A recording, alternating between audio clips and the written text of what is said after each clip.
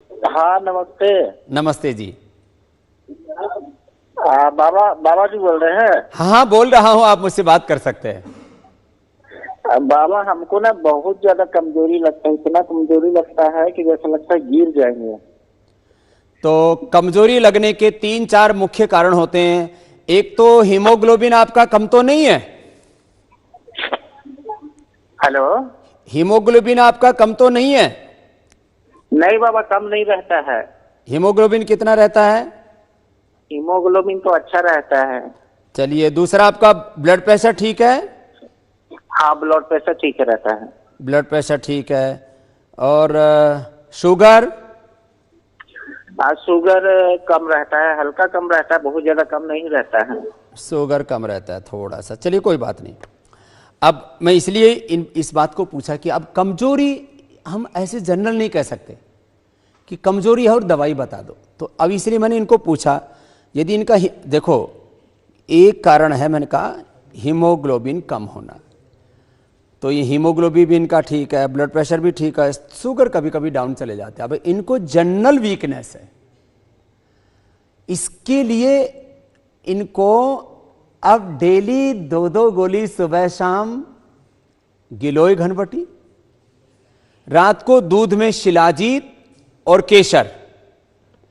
केसर अद्भुत लाभ करती है, वह भी इम्यूनिटी को भी बढ़ाती है, ताकत को भी बढ़ाती है। पहले राजा महाराजा लोग खाया करते थे, आजकल हमने सबको जो असली केसर है, कश्मीरी केसर है, वो उपलब्ध करा दिया है। तो केसर दूध में उबाल करके ले लें। थोड़ा ये आजकल सर्दी है ना, तो इस मौसम में दूध के अंदर आप उबाल करके भी पी सकते हो, नहीं तो ऐसे ही खजूर, खजूर जो है ना, कमजोरी को दूर करता है, अपने आप में एनर्जी बूस्टर है।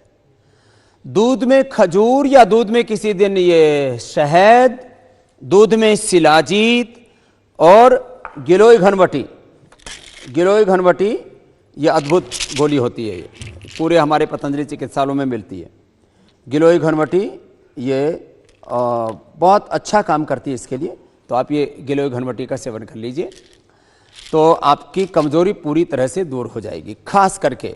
अब इसके साथ साथ मैं और भी बता रहा हूं, चाहे लेडीज या जेंट्स किसी को भी कमजोरी है, शरीर में कमजोरी रहती है। इसका मतलब ये होता है कि एक तो आपका मेटाबॉलिज्म वीक है, इम्यूनिटी वीक है आपकी, तो गिलोय मैंने बताई दी आपको।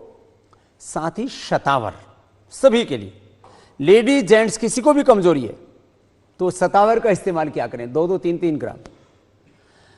लोग आजकल कहते हैं विटामिन डी कम हो गया, विटामिन B12 कम हो गया, विटामिन ए कम हो गया, विटामिन ई कम हो गया, और जो है फिर और कई तरह से कैल्शियम, आयरन, बहुत तरह की चीज़ों के लिए चीज़ें अलग अलग एलोपैथी के विटामिन्स, मल्टीविटामिन्स ऐसे लेते रहते हैं। नहीं, कमजोरी के लिए तो कोई इस तरह से नहीं है, तो फिर उसमें कोई और दूसरे तरह के मल्टीविटामिन्स एक साथ ले लेते हैं। मल्टीविटामिन्स कभी नहीं लेना चाहिए, जो चीज की कमी है उसको लीजिए, और बाकी नेचुरल कोई चीज होती है तो सबसे अच्छी होता है। तो इसमें सबसे अच्छा है शतावर। लेडीज और जेंट्स किस जनरल एक वीकनेस के लिए शतावर से बढ़िया कोई चीज नहीं है। खाने के बाद अश्वगंधारिष्ट, अश्वगंधारिष्ट ये सब लोग लिख रहे हैं। इन जनरल वीकनेस में किसी को लो बीपी भी है, लो बीपी के कारण से भी, लो शुगर के कारण से भी कई बार जो है कमजोरी और चक्कर आते हैं ना, तो ये लो बीपी के कारण से भी आते हैं। लो बीपी से भी कमजोरी रहती है, लो शुगर से भी कमजोरी रहती है। तो शतावर सब के लिए, और अश्वगंधारिष्ट। फिर बाकी जेंट्स को मैंने कहा विवाह के बाद थोड़ी कमजोरी लगती है शरीर में, तो अश्वगंधा, शतावर, सफेद मूसली, कौंच के बीज, ये चारों चीजें 1-1 ग्राम ले लीजिए। ये एकदम फिट फार्मूला, वैसे हमने यौवन चूर्ण भी बना रखा है, तो विवाहित लोगों को यह भी सेवन करना चाहिए। नहीं तो क्या होता है, हम लोग इन चीज़ों पर ध्यान नहीं देते और फिर लंबे समय के बाद शरीर में काफ़ी वीकनेस, कमजोरी और आयु भी हमारी कम हो जाती।